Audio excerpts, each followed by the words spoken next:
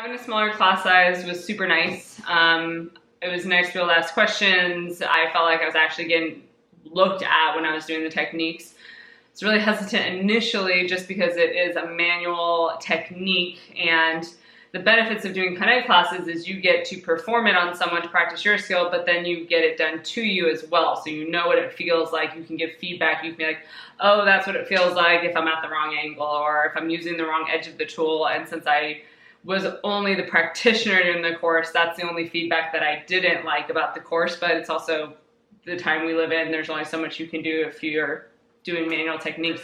So many times you'll take a course and they'll email you slides, or they're talking while they're demonstrating, and you really just don't have the ability to take notes, and then the pictures you print are just crap because you're printing them yourselves and it's a 90-page PowerPoint.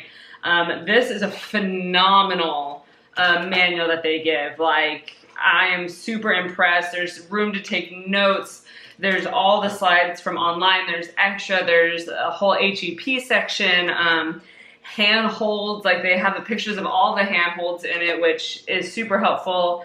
One of the downsides to manual techniques is my hands get super tired. You start switching around to elbows and forearms and all these other things. And as you do that, yes, I've mastered learning how tissue feels on different parts, but overall I'm feeling it through different parts of my body. What I liked about the Graston tools is they have very consistent handholds. So as you learn the techniques, even if I'm changing the surface area of the tool I'm using, which if I change the surface area from, just a thumb to a forearm, I really change how I'm feeling the tissue. Versus here, if I change from like a small tip to a big tip, the handhold is still relatively the same. So I still feel the same amount of tissue pressure, and I don't really lose a lot in translation, which I really appreciated. And that's not something I was anticipating.